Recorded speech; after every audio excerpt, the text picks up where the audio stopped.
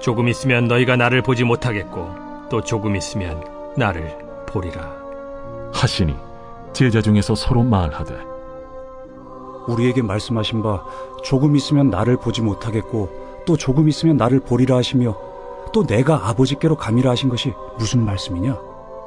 조금 있으면이라 하신 말씀이 무슨 말씀이냐? 무엇을 말씀하시는지 알지 못하노라. 예수께서 그 묻고자 함을 아시고 이르시되 내 말이 조금 있으면 나를 보지 못하겠고 또 조금 있으면 나를 보리라 하므로 서로 문의하느냐? 내가 진실로 진실로 너희에게 이르노니 너희는 곡하고 애통하겠으나 세상은 기뻐하리라. 너희는 근심하겠으나 너희 근심이 도리어 기쁨이 되리라. 여자가 해산하게 되면 그때가 이르렀으므로 근심하나 아기를 낳으면 세상에 사람 난 기쁨으로 말미암아 그 고통을 다시 기억하지 아니하느니라. 지금은 너희가 근심하나 내가 다시 너희를 보리니 너희 마음이 기쁠 것이요 너희 기쁨을 빼앗을 자가 없으리라. 그날에는 너희가 아무것도 내게 묻지 아니하리라. 내가 진실로 진실로 너희에게 이르노니 너희가 무엇이든지 아버지께 구하는 것을 내 이름으로 주시리라. 지금까지는 너희가 내 이름으로 아무것도 구하지 아니하였으나 구하라. 그리하면 받으리니 너희 기쁨이 충만하리라. 안녕하십니까 근수교회 성도 여러분, 3월 24일 근수 매일 말씀 시작하겠습니다. 오늘은 요한복음 16장 16절부터 24절 말씀입니다.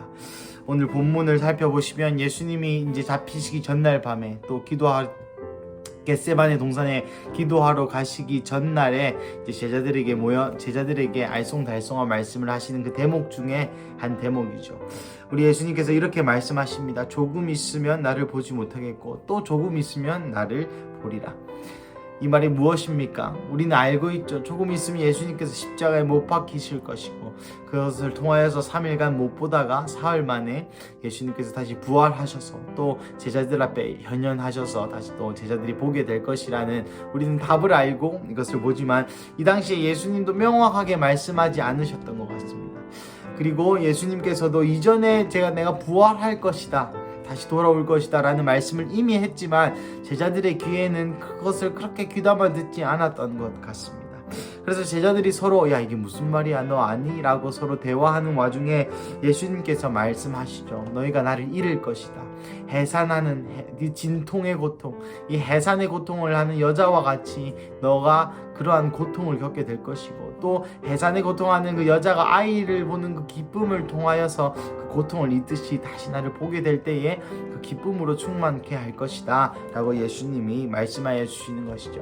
공교롭게도 이제 제 아이가 곧 나오는데 이 해산하는 고통, 이 여자 어머니들의 그 위대함에 대해서 요즘 새삼 느끼는 중입니다. 하지만 그와 비슷하게 예수님을 잃어버리게 되는, 예수님을 십자가에 못 박히는 것, 예수님께서 십자가에 못 박히는 것을 보면서 내가 아무것도 할 수 없음을, 베드로는 특별히 자기의 죄를 직면하였죠. 배신하고 또 예수님의 십자가에 못 박히심을 보면서 나의 어떤 추악한 죄악들과 나의 어떤 약점들을 직면하게 될 시기, 물론 예수님을 떠나보내는 그 감정적인 슬픔과 더하여서 이 세상 죄를 지고 가는 어린 양을 보면서 모두가 다 애곡하는 것이죠.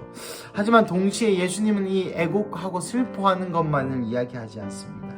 20절부터 계속 쭉 보시면 세상은 너희는 애통하겠으나 애곡하고 곡하고 애통하겠으면 세상은 기뻐하리라.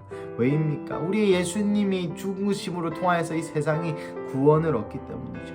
또한 여자가 해산하게 되면 그때가 이르렀으므로 근심하나 아기를 낳으면 그 기쁨으로 다시 회복한다고 하였습니다.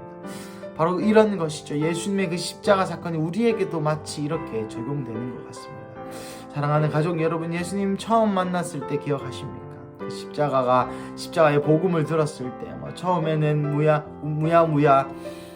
이것이 무슨 얘기인가 싶기도 하고 의뢰 또 교회에서는 그렇게 얘기하니까 라는 말로 그냥 넘어가게 됩니다. 하지만 수련회일까요? 또 어떤 특별한 기회일까요? 옛날에 행복동산일까요? 혹은 성령 수양회일까요? 아니면 새벽기도일까요? 또 대예배 목사님 말씀 중에일까요? 내 마음에 그 예수님의 십자가가 정말 나의 십자가구나 라는 마음이 있게 되죠. 그 십자가를 처음 마주하는 순간 우리의 반응은 이렇습니다. 하나님, 내가 죄인입니다. 정말 주님이 나 때문에 돌아가셨군요. 너무나도 죄송하고 너무나도 내가 죄인임이 느껴집니다. 그 죄인임을 느껴져서 많은 회개를 하죠. 난 이 잘못을 했고 저 잘못을 했고 정말 내가 주님 만나기 전에 정말 나의 이런 죄 때문에 예수님이 맞으셔야 했구나. 또 패션 오브 크라이스트 좀 생각이 나면서 또 예수님에 대한 회개를 하게 됩니다. 그것이 바로 예수님 십자가의 그 괴로움, 고통, 그 죄의 어떤 무게이겠죠. 하지만 그 회개의 시간이 끝나면 어떤 마음이 듭니까? 감사한 마음과 예수님이 우리에게, 하나님께서 우리에게 이런 말씀을 하시는 게 들죠. 예준아, 내가 너를 사랑한다. 내가 너를 안다. 뭐 다양하게 하나님의 음성을 듣고 또 하나님과 처음 대면하신 분이 있겠지만 대체로 예수님을 처음 만났다, 예수님과 엔카운터를 하였다라는 분의 스토리는 이렇게 흘러가는 것 같습니다. 그런 것처럼 우리도 이 고통의 시간, 죄를 직면하는 시간 이후에 이 십자가의 복음, 완전한 자유, 주님이 나를 너무나도 사랑하시는 그 사랑에 감격하여서 또 그 기도를 끝나고 나왔을 때 달도 아름다워 보이고 해도 아름다워 보이고 꽃도 아름다워 보이고 이 세상, 주님 지으신 모든 세상이 너무나도 아름다워 보이는 그런 경험들이 있으리라 믿습니다. 사랑하는 가족 여러분, 오늘뿐만 아니죠. 계속해서 이 요한복음에 예수님께서 하신 말씀을 들으면서 제 마음 안에 들었던 감동은 이 14장부터 계속 성령님에 대해서 또한 복음에 대해서 예수님이 던지시는 것 같습니다. 내가 이제 곧 죽을 것이다. 이때 예수님의 심정을 이해하는 측면도 있겠지만 오늘 지금 우리 여기 가운데에는 우리에게 어떤 의미가 있을까요? 그렇습니다. 이 요한복음서를 읽으면서 다시 한번 우리가 복음 앞에 갈 수 있는 기회가 있는 것이죠. 여러분, 우리에게도 그런 시절이 있었습니다. 예수님이 잊어버렸던 시절, 그리고 십자가 앞에서 죄를 직면했던 시절, 그리고 새로운 아이가 태어난 기쁨과 같이 내 영혼이 새롭게 태어나서 나는 구원받았다라고 정말 자신있게 외치면서 사람들에게 전도하고 불탔던 시절이 여러분들 다 있으시죠. 오늘 이 구절을 읽는 중에 제 마음 가운데 계속한 그러한 그 주님의 두드림이 있었습니다. 특별히 23, 4절에 그날에 너희가 아무것도 내게 묻지 아니하리니 내가 진실로 진실로 너희에게 이르노니 너희가 무엇이든지 아버지께 구하는 것을 내 이름으로 주시리라. 지금까지 너희가 내 이름으로 아무것도 구하지 아니하였으니 구하라. 그리하면 받으리니 너희 기쁨이 충만하리라. 과연 우리가 예수님의 그 십자가 사건 이후에 구하게 될 것은 무엇일까요? 제자들이 예수님의 이름으로 아무것도 안 구했을까요? 아닙니다. 예수님께서 제자들을 보내셔서 내 이름으로 치유를 구하라, 내 이름으로 제자를 삼아라, 내 이름으로 많은 권능과 능력을 주셨습니다. 하지만 예수님의 십자가 사건 이전까지, 정확히 말하자면 십자가 사건 이후에 성령 강림 이전까지 이 제자들이 구하는 것은 자신의 야망, 자신의 욕심, 자신의 권력, 이런 것과 결부시킨 것이었죠. 하지만 예수님이 진짜 복음으로 거듭난 다음, 성령님이 내주하시는 역사를 경험한 다음 이들이 구했던 것은 무엇입니까? 그렇습니다. 바로 하나님의 나라입니다. 하나님의 꿈, 하나님의 비전, 하나님의 뜻을 구하였죠. 사랑하는 가족 여러분, 이 수요일 아침 오늘 예수님께서 하시는 음성에 다시 한번 귀 기울일 수 있는 기회를 가지시기를 축복합니다.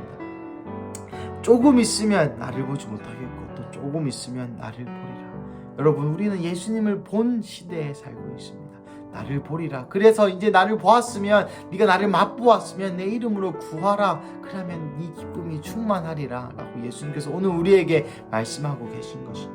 단순히 내가 원하는 것, 내가 필요한 것만을 구하는 것이겠습니까? 예, 그렇습니다. 물론 우리가 치유를 위해 기도해야 됩니다. 재정을 위해 기도해야 됩니다. 어려움을 위해 기도해야 됩니다. 하지만 그와 동시에 다시 한번 하나님의 나라와 다시 한번 하나님의 비전과 다시 한번 내 삶에 주께서 원하시는 게 무엇인지 구할 때에 내 마음에 주님의 마음을 이해하는, 주님의 마음을 처절히 깨닫는 그런 시간이 오게 되고, 그것을 통해서 우리 안에 참 기쁨이 충만하게 되는 것이죠. 여러분, 요한계시록을 요즘 저는 청소년들과 함께 공부하고 있는데, 요한계시록의 요한이 서두에 이렇게 설명합니다. 예수 그리스도로 말미암아 평안을 너에게 전하노라.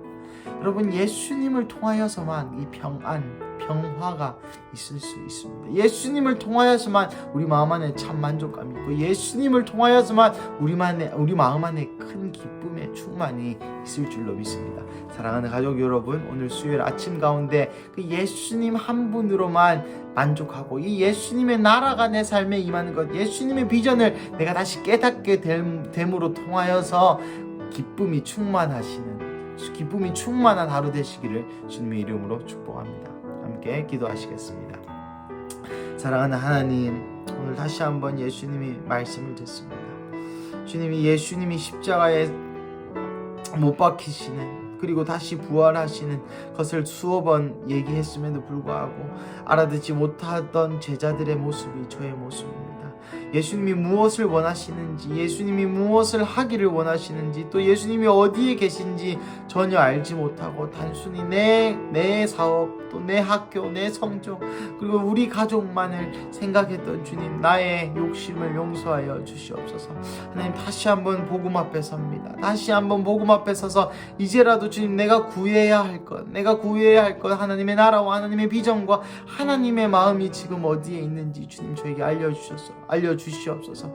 그러므로 통하여서 주님, 내 마음 안에 참 기쁨이 있게, 이 기쁨이 충만한 상태가 될 수 있도록 주님 우리를 도와주십시오. 주님, 사도 요한이 말씀하신 것처럼 예수 그리스도를 통하여서만 기쁨과 평강이 있다고 하셨는데, 주님 다시 한번 이 수요일 아침 주님으로만 만족하고 주님 안에 하나님의 나라를 발견함으로 다시 한번 우리 마음에 기쁨과 평안이 솟아나는 그런 하루 되게 하여 주시옵소서. 감사합니다. 이 모든 말씀 살아계신 예수님의 이름으로 기도드렸습니다. 아멘.